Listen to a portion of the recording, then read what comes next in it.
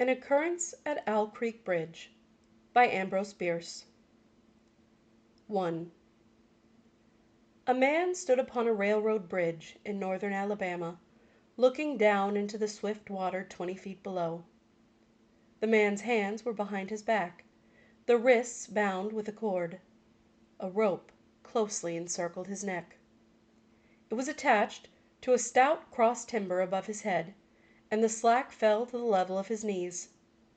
Some loose boards laid upon the sleepers supporting the metals of the railway supplied a footing for him and his executioners, 2 private soldiers of the Federal Army, directed by a sergeant who in civil life may have been a deputy sheriff. At a short remove upon the same temporary platform was an officer in the uniform of his rank, armed. He was a captain. A sentinel at each end of the bridge stood with his rifle in the position known as support, that is to say, vertical in front of the left shoulder, the hammer resting on the forearm thrown straight across the chest, a formal and unnatural position, enforcing an erect carriage of the body. It did not appear to be the duty of these 2 men to know what was occurring at the center of the bridge. They merely blocked the 2 ends of the foot planking that traversed it. Beyond one of the sentinels, nobody was in sight. The railroad ran straight away into a forest for 100 yards, then, curving, was lost to view. Doubtless there was an outpost farther along. The other bank of the stream was open ground, a gentle acclivity topped with a stockade of vertical tree trunks, loopholed for rifles, with a single embrasure through which protruded the muzzle of a brass cannon commanding the bridge. Midway of the slope between the bridge and fort were the spectators, a single company of infantry in line at parade rest, the butts of the rifles on the ground, the barrels inclining slightly backward against the right shoulder, the hands crossed upon the stock. A lieutenant stood at the right of the line, the point of his sword upon the ground, his left hand resting upon his right. Excepting the group of 4 at the center of the bridge, not a man moved. The company faced the bridge, staring stonily, motionless. The sentinels, facing the banks of the stream, might have been statues to adorn the bridge. The captain stood with folded arms, silent, observing the work of his subordinates, but making no sign. Death is a dignitary who, when he comes unannounced, is to be received with formal manifestations of respect, even by those most familiar with him. In the code of military etiquette, silence and fixity are forms of deference. The man who was engaged in being hanged was apparently about 35 years of age. He was a civilian, if one might judge from his habit, which was that of a planter. His features were good: a straight nose, firm mouth, broad forehead, from which his long dark hair was combed straight back, falling behind his ears to the collar of his well-fitting frock coat. He wore a mustache and pointed beard, but no whiskers. His eyes were large and dark gray, and he had a kindly expression which one would hardly ever have expected in one whose neck was in the hemp. Evidently this was no vulgar assassin. The liberal military code makes provision for hanging many kinds of persons, and gentlemen are not excluded. The preparations being complete, the 2 private soldiers stepped aside, and each drew away the plank upon which he had been standing. The sergeant turned to the captain, saluted, and placed himself immediately behind that officer, who in turn moved apart 1 pace. These movements left the condemned man and the sergeant standing on 2 ends of the same plank, which spanned 3 of the cross ties of the bridge. The end upon which the civilian stood, almost, but not quite, reached a 4th. This plank had been held in place by the weight of the captain. It was now held by that of the sergeant. At a signal from the former, the latter would step aside, the plank would tilt, and the condemned man go down between 2 ties. The arrangement commended itself to his judgment as simple and effective. His face had not been covered nor his eyes bandaged. He looked a moment at his unsteadfast footing, then let his gaze wander to the swirling water of the stream racing madly beneath his feet. A piece of dancing driftwood caught his attention, and his eyes followed it down the current. How slowly it appeared to move! What a sluggish stream!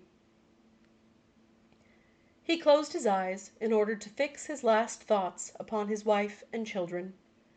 The water, touched to gold by the early sun, the brooding mists under the banks at some distance down the stream, the fort, the soldiers, the piece of drift, all had distracted him. And now he became conscious of a new disturbance.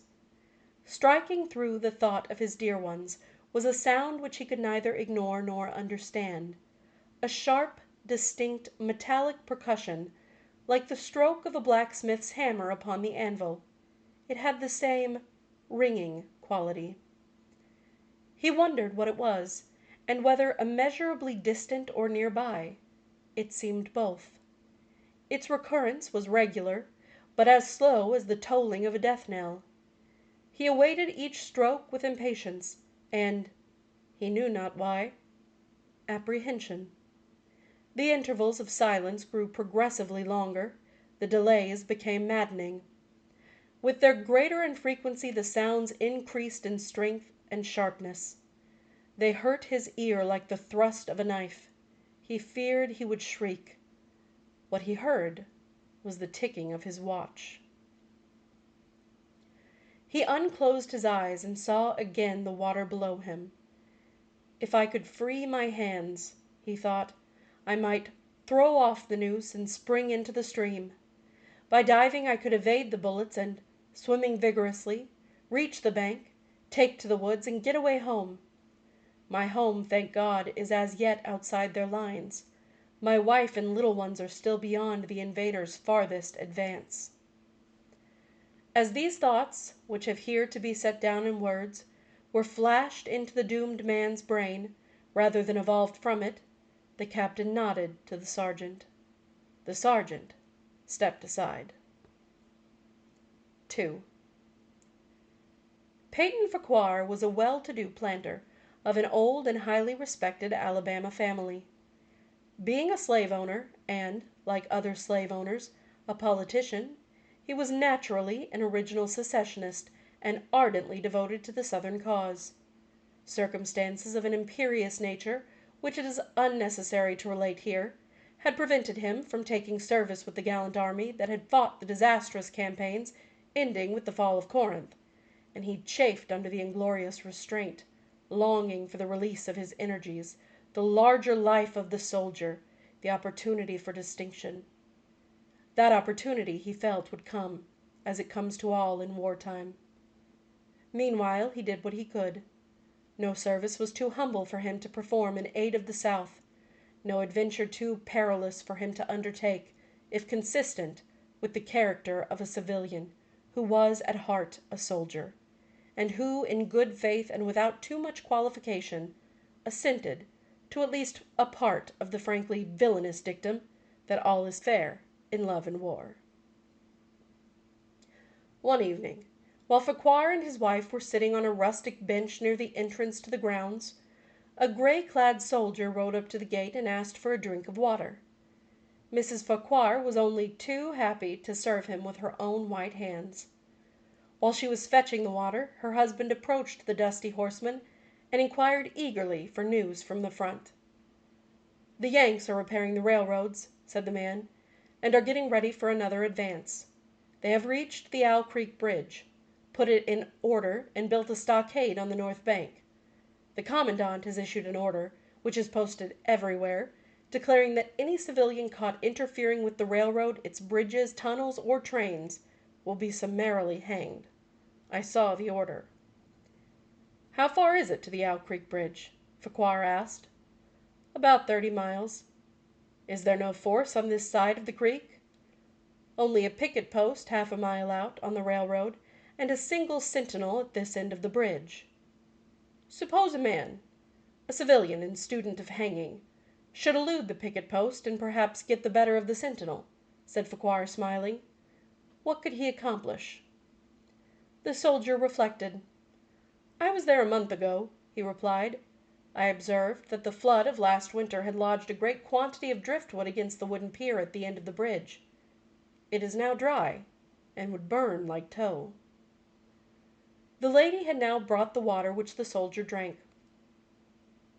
He thanked her ceremoniously, bowed to her husband, and rode away. An hour later, after nightfall, he repassed the plantation, going northward in the direction from which he had come. He was a Federal scout. 3. As Peyton Fauquier fell straight downward through the bridge, he lost consciousness and was as one already dead. From this state he was awakened, ages later it seemed to him, by the pain of a sharp pressure upon his throat, followed by a sense of suffocation. Keen, poignant agonies seemed to shoot from his neck downward through every fibre of his body and limbs. These pains appeared to flash along well-defined lines of ramification, and to beat with an inconceivably rapid periodicity. They seemed like streams of pulsating fire, heating him to an intolerable temperature. As to his head, he was conscious of nothing but a feeling of fullness, of congestion. These sensations were unaccompanied by thought. The intellectual part of his nature was already effaced. He had power only to feel, and feeling was torment. He was conscious of motion. Encompassed in a luminous cloud of which he was now merely the fiery heart, without material substance, he swung through unthinkable arcs of oscillation, like a vast pendulum. Then all at once, with terrible suddenness, the light about him shot upward with the noise of a loud splash. A frightful roaring was in his ears, and all was cold and dark. The power of thought was restored. He knew that the rope had broken, and he had fallen into the stream. There was no additional strangulation. The noose about his neck was already suffocating him, and kept the water from his lungs. To die of hanging at the bottom of a river! The idea seemed to him ludicrous. He opened his eyes in the darkness, and saw, above him, a gleam of light, but how distant, how inaccessible! He was still sinking, for the light had become fainter and fainter, until it was a mere glimmer. Then it began to grow and brighten, and he knew that he was rising toward the surface; knew it with reluctance, for he was now very comfortable. To be hanged and drowned, he thought, that is not so bad.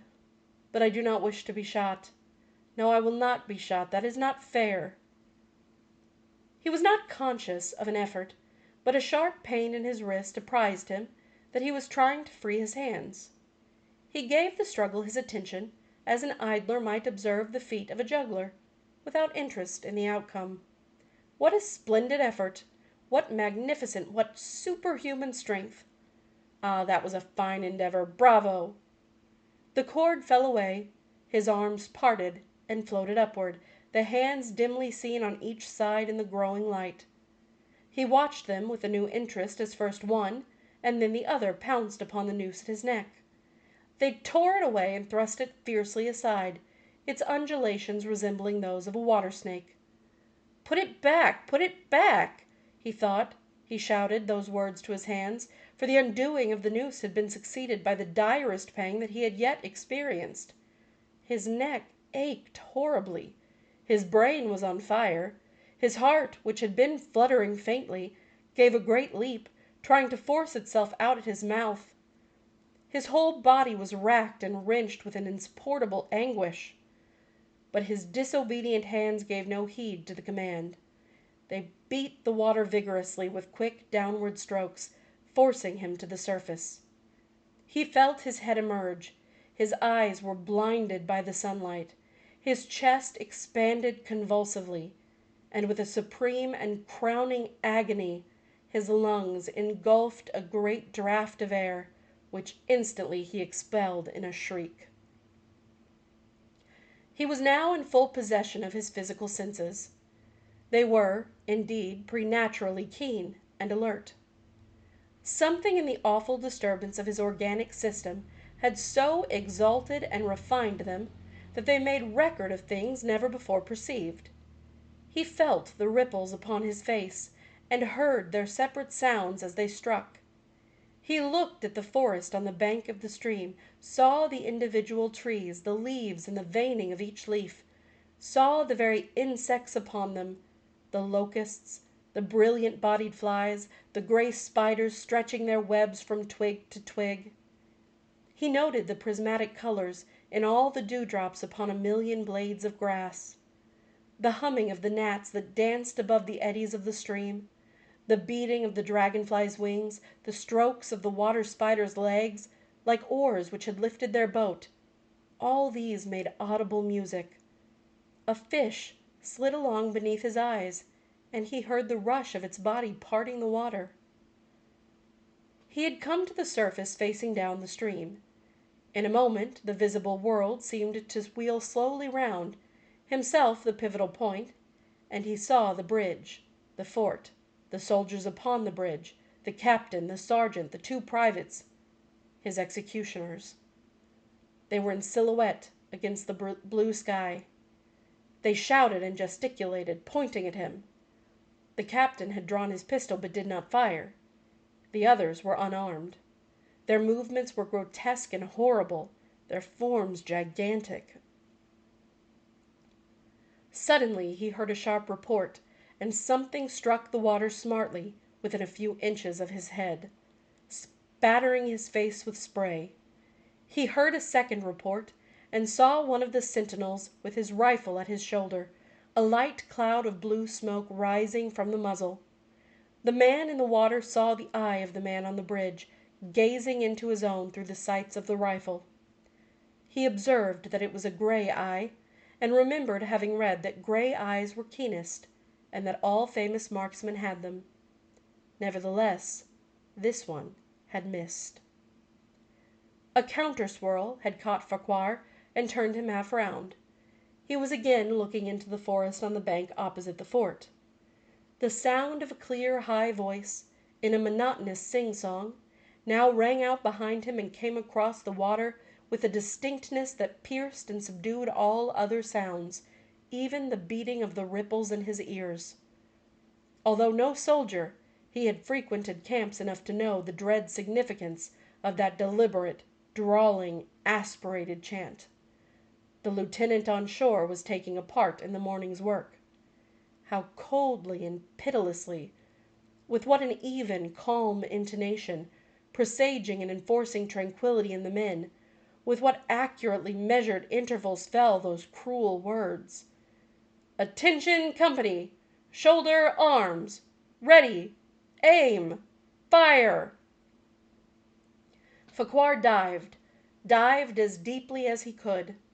The water roared in his ears like the voice of Niagara, yet he heard the dulled thunder of the volley, and rising again toward the surface, met shining bits of metal, singularly flattened, oscillating slowly downward.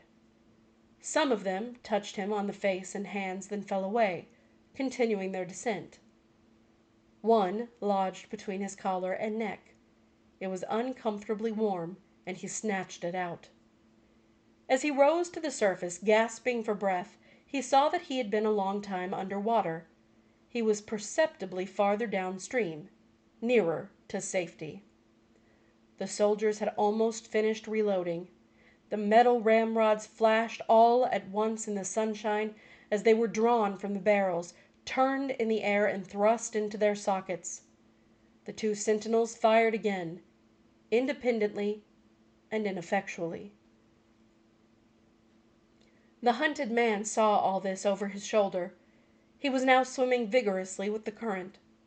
His brain was as energetic as his arms and legs. He thought with the rapidity of lightning. "The officer," he reasoned, "will not make that martinet's error a second time. It is as easy to dodge a volley as a single shot. He has probably already given the command to fire at will. God help me, I cannot dodge them all." An appalling plash within 2 yards of him was followed by a loud, rushing sound, diminuendo, which seemed to travel back through the air to the fort and died in an explosion which stirred the very river to its deeps. A rising sheet of water curved over him, fell down upon him, blinded him, strangled him. The cannon had taken a hand in the game. As he shook his head free from the commotion of the smitten water, he heard the deflected shot humming through the air ahead, and in an instant it was cracking and smashing the branches in the forest beyond. They will not do that again, he thought. The next time they will use a charge of grape. I must keep my eye upon the gun. The smoke will apprise me. The report arrives too late. It lags behind the missile. That is a good gun. Suddenly, he found himself whirled round and round, spinning like a top.